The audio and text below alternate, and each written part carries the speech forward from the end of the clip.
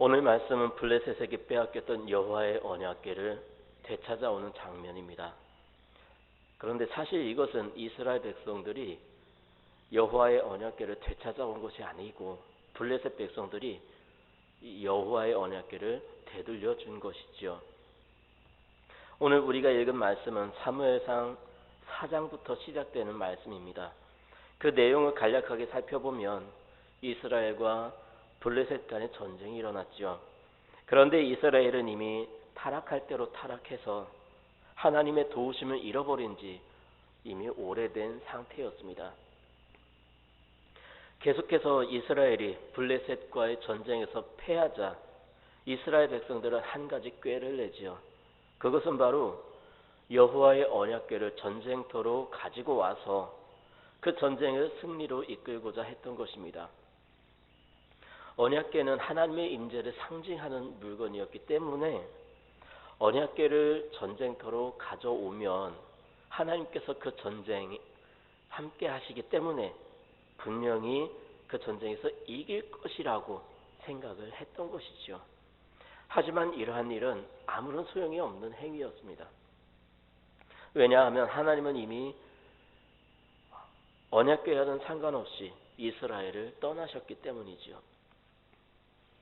하나님께서 이스라엘을 떠나셨기 때문에 이제 이스라엘은 그 무엇을 전쟁터에 가져온다고 하더라도 전쟁에서 승리할 수가 없었습니다.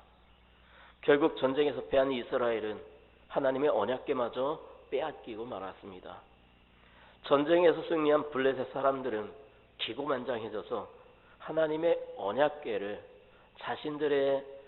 자신들이 섬기던 다곤 신전에 보관을 했습니다. 그런데 아침에 들어가 보니까 어떤 일이 있었죠? 다곤이 여호와의 궤 앞에 엎드러져 있는 것이었습니다. 그래서 다곤을 다시 일으켜 세우고 다음날 아침에 보니까 또다시 다곤이 엎드러져 있고 이번에는 손목과 머리가 끊어져 있었던 것입니다. 그 일 후에 다곤 신전에 있던 아스돗 사람들에게 독종이 생겨서 그 지역이 망하게 되었다고 성경은 기록하고 있습니다. 하나님께서 아스돗 사람들에게 벌을 내리신 것이지요. 이 일로 인해서 블레셋 사람들은 여호와의 언약궤를 서로 맞지 않으려고 블레셋의 5곳을 옮겨가면서 보관을 했지만 결론은 여호와의 언약궤를 다시 이스라엘로 보내야 한다는 것이었습니다. 그래서 블레셋 사람들은 여호와의 언약궤를 새로 만든 수레에 싣고 금독종 5개와 금지 5개를 만들어서 함께 실었습니다. 그리고 멍이를 메어보지 않은 젖이 나는 소 2마리를 끌어다가 수레를 메우고 그 소들이 스스로 앞으로 나아가게끔 했습니다. 드디어 여호와의 언약궤를 실은 수레는 블레셋과 이스라엘의 경계를 향해서 나아갔고 이스라엘에 속한 베세메스 사람 여호수아의 밭 큰 돌이 있는 곳에 멈춰 서게 되지요. 그리고 베세메스 사람들이 골짜기에서 밀을 베다가 여호와의 언약궤가 돌아오는 것을 발견하고 기뻐하여 그곳에서 여호와 하나님께 번제를 드렸습니다. 여기까지가 오늘 우리가 읽은 본문의 앞부분의 내용입니다. 이제 여호와의 언약궤를 발견하고 번제를 드린 베스메스 사람들은 여호와의 궤에 호기심이 발동을 했는지 여호와의 언약궤를 열고 그 안을 들여다보고 말았습니다. 그런데 하나님의 이러한 행동을 한 베스메스 사람들을 그냥 두시지 않고 크게 치셨고 살육하셨다고 본문에 기록되어 있습니다. 이 일로 인해 큰 슬픔에 빠진 베스메스 사람들은 역시 이스라엘에 속해 있던 기럇 여아림의 사람을 보내서 여호와의 언약궤를 가져가라고 통보를 하지요. 이 소식을 들은 기럇 여아림 사람들이 와서 여호와의 언약궤를 아비나답의 집에 옮겨놓고 아비나답의 아들을 거룩하게 구별하여서 여호와의 궤를 지키게 하였고 20년 동안 여호와의 언약궤가 그곳에 보관되었다라고 성경은 말씀하고 있습니다. 오늘 말씀의 제목은 여호와를 사모하니라입니다. 이스라엘 백성들은 드디어 여호와를 사모하기 시작했습니다. 여러분, 우리가 언제 사모한다는 말을 사용하지요? 함께하고 싶은 마음은 간절한데 함께하지 못할 때 그 말을 사용하지요. 간절한 마음으로 사랑할 때 사모한다는 표현을 씁니다. 지금 이스라엘 백성들이 여호와를 사모한다는 것은 결국 하나님께서 이스라엘 백성들과 함께 하시지 않고 있기 때문에 이스라엘 백성들이 여호와를 사모한다라고 기록을 하고 있는 것입니다. 그렇다면 하나님은 얼마나 오랫동안 이스라엘과 함께 하지 않으셨을까요? 사실 그 시기는 정확하지 않습니다. 다만 최후의 사사로 부름받은 사무엘이 어려서 젖될 때에 성전에서 생활하기 시작했다는 것과 오늘 우리가 읽은 본문 바로 뒷부분에 나오는 사무엘이 사사직을 시작할 때까지의 기간을 생각해 볼 수 있다는 것뿐입니다. 그런데 사실 사사기 마지막 구절을 보면 이스라엘의 왕이 없었기 때문에 백성들이 자기 소견에 옳은 대로 행했다라고 기록을 하고 있습니다. 이것을 볼 때 언제부터 하나님께서 이스라엘 백성들을 떠나셨는지 알 수가 없습니다. 그러나 중요한 것은 이제 이스라엘 백성들이 여호와 하나님을 사모하기 시작했다는 것입니다. 여러분, 여호와의 언약궤는 하나님의 임재의 상징입니다. 그런데 이상하게도 여호와의 언약궤가 기럇 여아림의 아비나답의 집에 있은 지 20년이 되었는데도 이스라엘 백성들이 여호와를 사모한다고 기록을 하고 있습니다. 그렇다면 왜 이스라엘 백성들은 여호와의 언약궤가 자신들의 수중에 있음에도 불구하고 여호와를 사모한다고 기록을 하고 있는 것일까요? 여러분, 사모한다는 말을 언제 사용한다고 했죠? 함께하고 싶은 마음은 간절한데 함께하지 못할 때 사용한다고 했습니다. 간절한 마음으로 사랑을 할 때 사모한다고 합니다.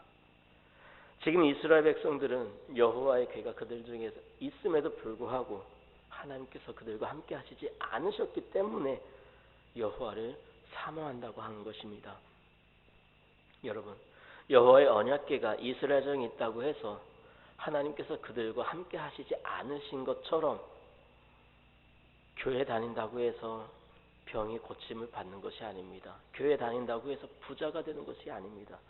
교회 다닌다고 해서 모든 일이 다 형통하게 되는 것은 아닙니다. 물론 하나님을 믿고 교회 다니면 병이 고침을 받을 수도 있고요. 부자가 될 수도 있고요. 또 모든 일이 형통하게 될 수도 있습니다.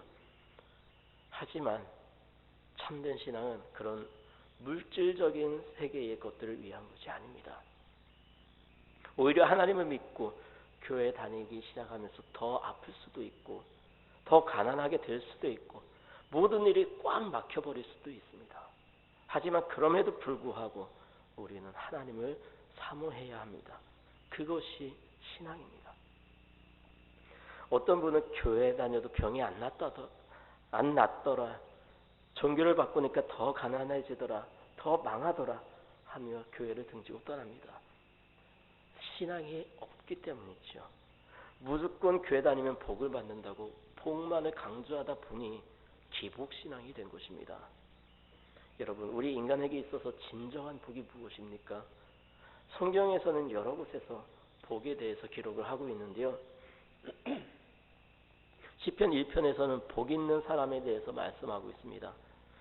복 있는 사람은 악인들 꾀를 따르지 아니하며 죄인들의 길에 서지 아니하며 오만한 자들의 자리에 앉지 아니고 오직 여호와의 율법을 즐거워하여 그의 율법을 주야로 묵상하는도다.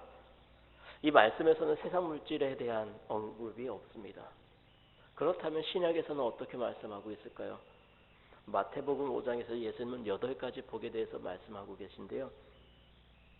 심령이 가난한 자는 복이 있나니 천국이 저희 것이며 애통하는 자는 복이 있나니 저희가 위로를 받을 것이며 온유한 자는 복이 있나니 저희가 땅을 기업으로 받을 것이며 의에 줄이고 목마른 자는 복이 있나니 저희가 배부를 것이며 긍휼히 여기는 자는 복이 있나니 저희가 긍휼히 여김을 받을 것이며 마음이 청결한 자는 복이 있나니 저희가 하나님을 볼 것이며 화평케 하는 자는 복이 있나니 저희가 하나님의 아들이라 일컬음을 받을 것이며 의를 위하여 핍박을 받는 자는 복이 있나니 천국이 저희 것임이라. 예수님도 마찬가지로 세상 물질에 대한 것을 말씀하고 있지 않습니다. 오히려 하늘에서 상이 준비된다고 가르쳐주고 계시죠. 결국 우리 인간에게 있어서 참다운 복은 세상 물질적인 것이 아니라 영혼이 잘 되는 것입니다. 그렇다면 이러한 영혼의 복을 받으려면 어떻게 해야 될까요? 오늘 본문의 이스라엘 백성들처럼 여호와 하나님을 사모해야 합니다. 물론 하나님을 믿고 교회 다니면 앞에서 말씀드린 대로 물질적인 복도 받을 수 있습니다. 하지만 그리스도인들에게 적용되는 물질적인 은혜도 하나님에 대한 신앙이 온전할 때 받을 수 있는 것이죠. 오늘 본문의 이스라엘 백성들이 여호와의 언약궤가 그들 가운데 있음에도 불구하고 여호와를 사모했다는 것은 하나님께서 그들과 함께 하시지 않으셨다는 것을 방증하는 말씀인 것입니다. 여러분, 오늘 말씀 19절을 보십시오. 이스라엘에 속해 있던 베스메스 사람들은 여호와의 언약궤를 발견하고 번제를 드렸습니다. 그럼에도 불구하고 그들은 하나님의 궤를 들여다보는 실수를 범하고 말았습니다. 그렇다면 하나님의 언약궤를 들여다본 것이 왜 잘못된 것이었을까요? 하나님의 언약궤는 앞에서 말씀드린 대로 하나님의 임재의 상징입니다. 그래서 하나님께서는 자신의 백성들 가운데 나타나실 때에 언약궤와 아주 밀접한 연관을 지어서 나타나셨기 때문에 이 언약궤를 경건하게 대해야만 했습니다. 그러나 이스라엘 백성들, 특히 종교 지도자들은 언약궤를 마술적인 능력이 담긴 물체로 간주하려고 했고, 이러한 미신적인 태도가 언약궤를 전쟁터로 가져가서 전유물로 전락하게 했고, 이제는 호기심으로 나타나서 언약궤를 들여다보게 된 것입니다. 그렇기 때문에 하나님께서 자기 백성을 심판하신 것이죠.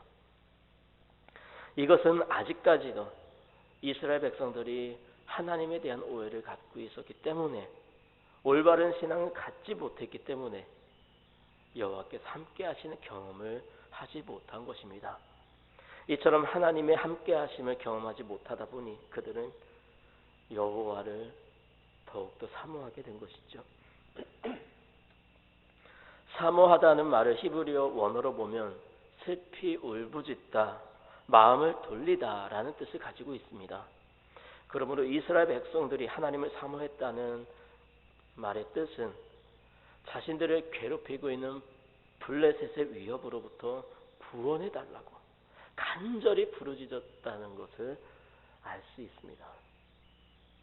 이스라엘 백성들은 지금 극심한 고통 가운데에서 과거에 자신들에게 은혜를 베풀어 주신 하나님을 기억하고 극심한 고통 가운데 있는 자신들을 구원해 달라고 부르짖은 것입니다. 지금 우리는 코로나19로 인해 예배를 온전히 드리지 못하고 있는 시대를 살아가고 있습니다. 우리 인간은 무엇인가 하던 것을 하지 못하게 되면 그것이 간절해지지요. 예배도 마찬가지입니다. 그렇다면 오늘 이 시대를 살아가는 우리들은 하나님을 간절히 사모하고 있습니까? 예배를 간절히 사모하고 있습니까? 하나님의 말씀을 간절히 사모하고 있습니까? 오늘 말씀을 통해 하나님을 깊이 사모하는 그 마음이 회복되시기 바랍니다. 하나님을 사모하는 사람들은 하나님의 계명을 사모해야 합니다. 시편 119편 131절에 이렇게 말씀합니다. 내가 주의 계명을 사모함으로 입을 열고 헐떡였나이다. 이 말씀을 얼마나 주님의 계명을 사모했는지, 사랑하는 사람을 향해 뜀박질하는 사람이 헐떡였던 것처럼 입술을 열고 주님의 계명을 부지런히 낭독하는 것이 헐떡였다는 표현으로 기록을 하고 있는 것입니다.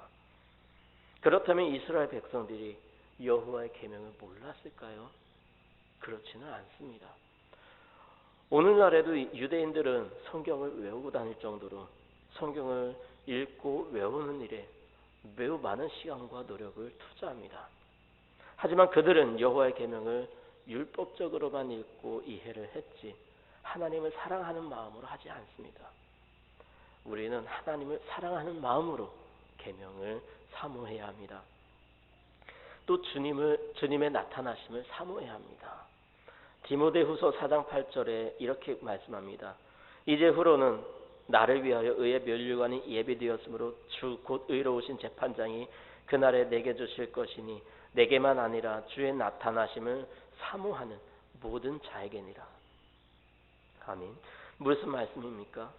주님의 나타나심을 사모하는 모든 자들에게 의의 면류관을 주신다는 말씀입니다. 우리는 상으로 받을 면류관을 고사하더라도 주님의 나타나심을 사모해야 합니다.